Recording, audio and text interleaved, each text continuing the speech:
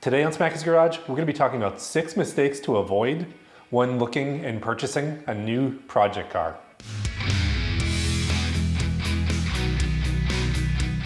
Now in this video, I'm going to go through my top 6 items of mistakes that I see people make when they're buying their next project car. So these mistakes are things that anyone can make, and they've been mistakes that I've made too in the past. So we're going to walk through all 6 together. Then I'll probably end up giving you a quick update on where we are with the Factory 5 GTM and starting it. One of the things I note is if you hear a little bit of wind, you hear a little bit of snow or some plows, it's because I got another storm out there. Before we get into it, don't forget to like this video, subscribe, it's free. So let's go ahead and let's start talking about the top 6 mistakes that people make when they buy project cars. Now the number one mistake that people make, they're not getting a thorough or good inspection on the car. I don't think that you need to have an expert do an inspection on a car if you don't want it, if you know enough about what you're looking at for your next car. Now it's important to write down what you want to inspect on the car before you get there. If you're someone like me, you might get too excited when you look at the car and you'll forget what you want to check. So anytime I go to inspect a car for myself for a new project, I do some research, I create a checklist, and I walk down that checklist to make sure that I'm kind of checking everything out that I need to. Now what I'm typically inspecting on a project car is a few different things. One of the first I'm going to do is I'm going to check the fluids, I'm going to check the engine.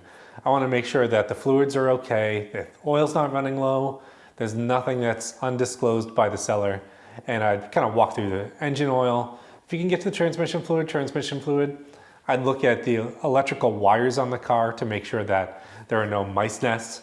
If there are some mice nests, then maybe you can get a discount on the car, but those are typically the first things that I'd inspect. After I inspect the engine, I'll make my way to the interior, and when I'm looking through the interior, what I'm trying to find is, I want to look at the condition of what's in there.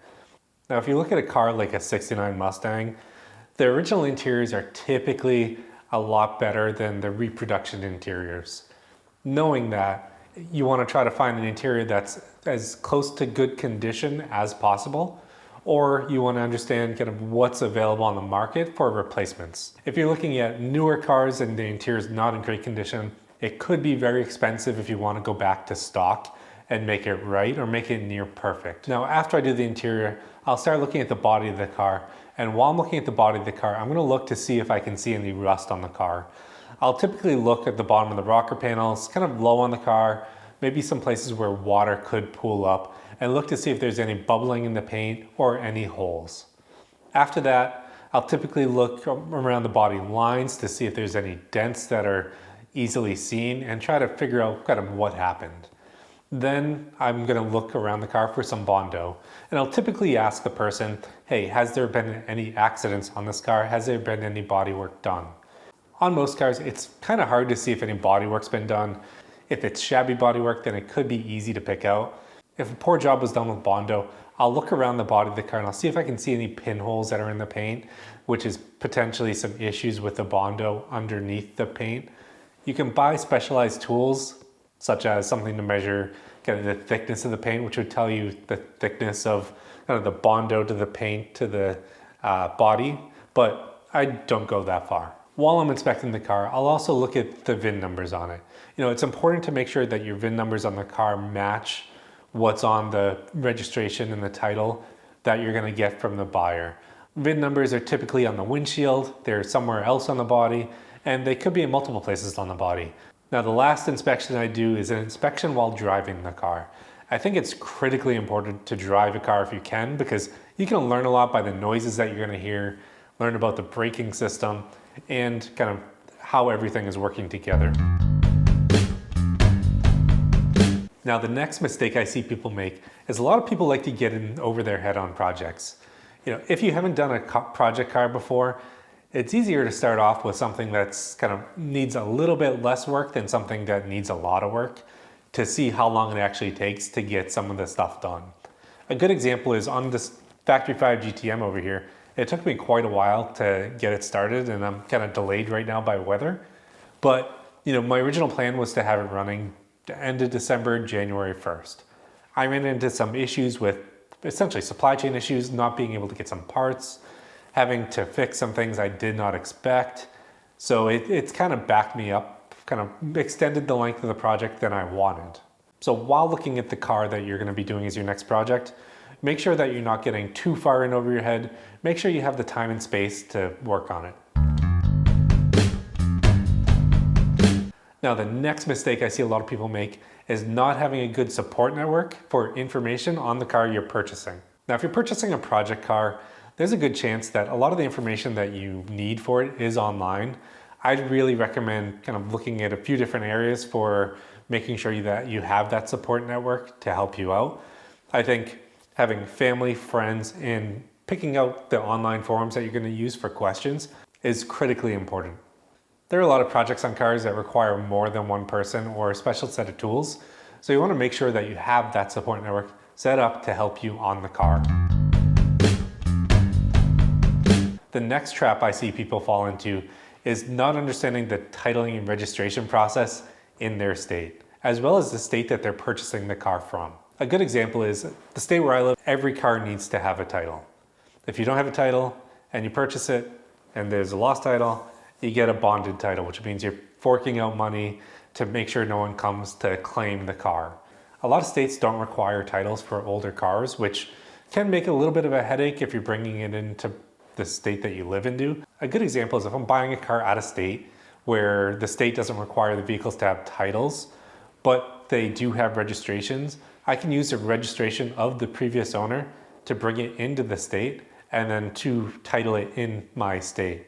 I don't know all the state laws on this, but in my state, you need to make sure that the title's in the name of the person that you are purchasing it from, not just signed from the previous party.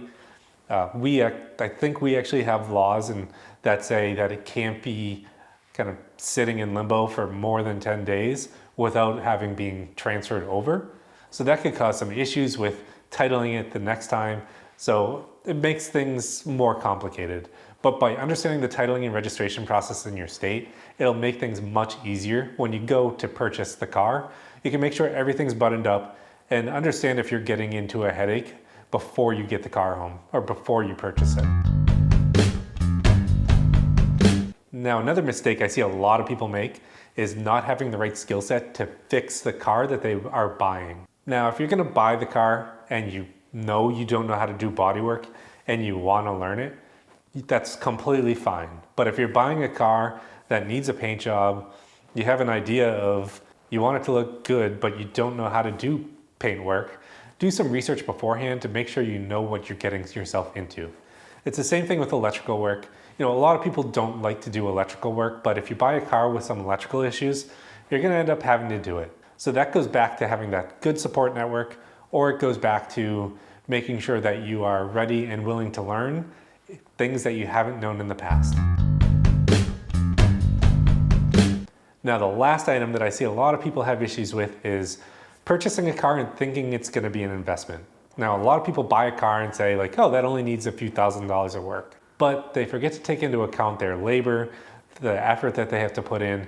You know, I never got a project car and spent less on it to get it to where I wanted it to be. I always ended up spending more than I originally planned. So make sure that you have a budget lined up that you kind of can pull from to get the project done. A lot of people start a project and then they run out of funds and they can't get it to where they want to get to because, you know, life gets in the way, which happens. That's why it's important to make sure that you have a budget, you have a plan, you have research, and at least you know where you want it to get to. Maybe you get it on the road. It doesn't need to be perfect.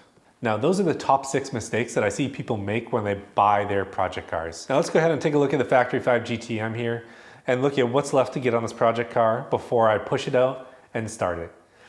Okay, so the car's in a pretty good place. All the fuel system's done, the engine's ready to go, transmission fluid's in there, engine oil's in there, coolant I'm gonna end up putting in today. I've ended up having to pull a lot of the front apart just to get the coolant lines and everything sorted out, but all of that is sorted out now.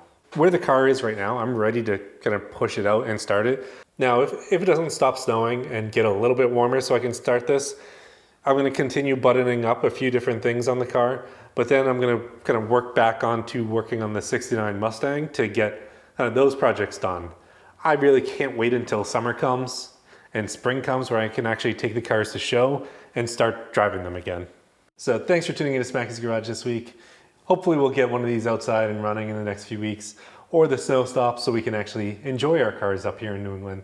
Thanks for tuning in. I'll see you next time.